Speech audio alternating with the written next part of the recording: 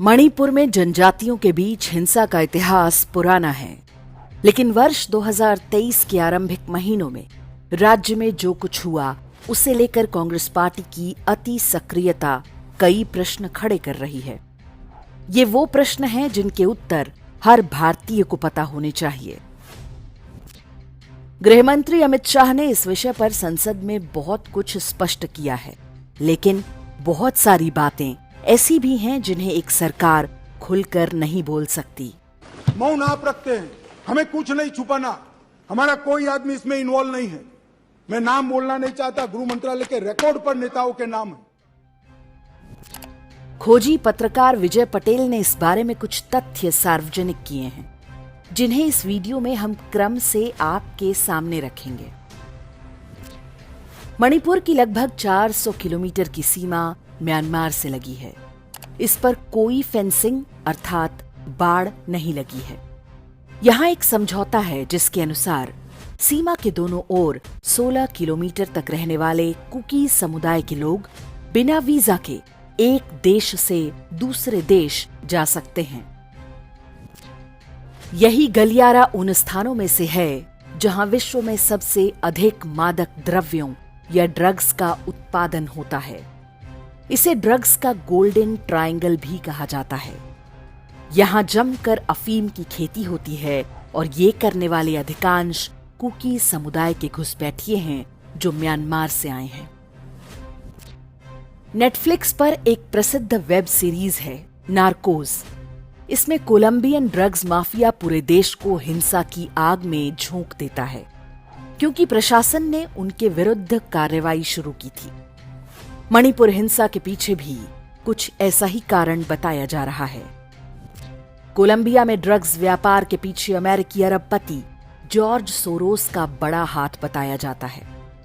George Soros कौन है और वो किस प्रकार से भारत विरोधी षड्यंत्र रचता है, इस बारे में हमारे वीडियो का लिंक आप डिस्क्रिप्शन और कमेंट में देख सकते हैं।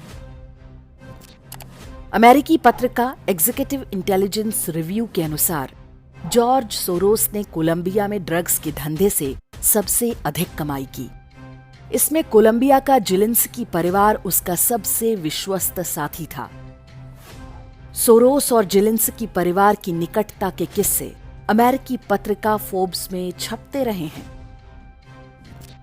वापस लौटते हैं म्यांमार अर्थात बर्मा की बात पर। वर्ष 1994 में जॉर्ज सोरोस की नजर म्यांमार पर पड़ी थी। तब उसने वहां के सैनिक शासन को हटाकर अपनी कठपुतली सरकार बिठाने के लिए प्रोजेक्ट बर्मा शुरू किया था। जॉर्ज सोरोस ने कुकी समुदायों और उनके संगठनों को फंड करना आरंभ किया। छात्रों को स्कॉलरशिप के नाम पर करोड़ों बांटे गए। इसी प्रकार ढेरों सांस्कृतिक संगठन और एनजीओ बनाकर उन्हें धन पहुंचाया गया। प्रश्न उठता है कि जॉर्ज सोरोस ने म्यांमार में कुकी समुदाय को ही क्यों चुना? वर्ष 1994 में ही जॉर्ज सोरोस से जुड़ा एक थिंक टैंक आरंभ हुआ जिसका नाम था FDLAP। पूरा नाम था forum of democratic leaders in Asia Pacific. इसका उद्देश्य बताया गया लोकतंत्र को बढ़ावा देना। जॉर्ज सोरोस जिन भी देशों में लोकतंत्र को बढ़ावा देने की बात कहता है, उसका एक ही अर्थ होता है कि वहां पर अपनी कठपुतली सरकार बिठाना। सोनिया गांधी FDLAP संस्था की सह अध्यक्ष बनी और म्यांमार की नेता आंग सान सू की को इसका वरिष्ठ सलाहकार नियुक्त किया गया। म्यांमार की नेता आंग सान सू की को लोकतंत्र समर्थक नेता बताया जाता है। उन्हें नोबेल पुरस्कार भी मिल चुका है। जॉर्ज सोरोस से उनकी निकटता जगजाहिर है। जॉर्ज सोरोस ने अपनी फंडिंग से एक ड्रग्स पॉलिसी अलायंस बनाया।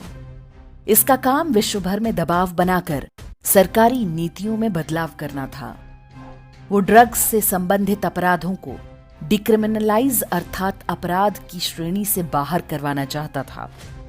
बहाना था मानवाधिकारों के उल्लंघन का। जॉर्ज सोरोस की संस्था ने विश्व भर में अभियान चलाया कि ड्रग्स बेचते या खरीदते पकड़े गए लोग वास्तव में अत्यंत निर्धन हैं और सरकारें उन पर अत्याचार कर रही हैं।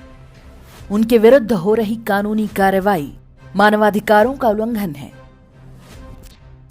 वर्ष 2018 में श्रीलंका सरकार ने वहां जड़ें जमा चुके ड्रग्स कार्टेल के विरुद्ध अभियान चलाया था। मादक द्रव्यों का व्यापार करने वालों को मृत्युदंड की घोषणा भी की गई। इससे जॉर्ज सोरोस भड़क उठा था। उसने ट्वीट करके श्रीलंका सरकार को चेतावनी दी थी कि ड्रग्स तस्करों पर कार्रवाई करके श्रीलंका सरकार अपने लिए डिजास्टर यानी संकट आमंत्रित कर रही है। सोरोस की चेतावनी सच साबित हुई। वर्ष 2022 में श्रीलंका दिवालिया होने की कगार पर पहुंच गया। यहां तक कि हिंसा और विद्रोह की स्थिति उत्पन्न हो गई। श्रीलंका की ही तरह वर्ष 2018 में भारत ने मणिपुर में ड्रग्स माफिया के विरुद्ध अभियान आरंभ किया। मणिपुर सरकार ने 18,664 एकड़ भूमि में अफीम की खेती को नष्ट करवा दिया। इस दौरान 963 अपराधी ड्रग ट्रैफिकिंग में पकड़े गए। कुकी समुदाय के घुसपैठियों द्वारा हिंसा इस कार्रवाई के साथ ही शुरू हो गई थी। आग में घी का काम किया मणिपुर उच्च न्यायालय के आदेश ने, जिसमें उसने हिंदू मेतेई समुदाय को जनजातीय आरक्षण के लिए योग्य माना। अर्थात मणिपुर में हिंसा का असली कारण ड्रग्स था। जो कोलंबिया और श्रीलंका में हो चुका था, वही अब मणिपुर में भी आरंभ हो गया। हमें कहने की आवश्यकता नहीं है कि इस पूरी हिंसा के पीछे कौन से बड़े लोग हैं। आप स्वयं निर्णय कीजिए कि क्या ये सब कुछ संयोग मात्र है।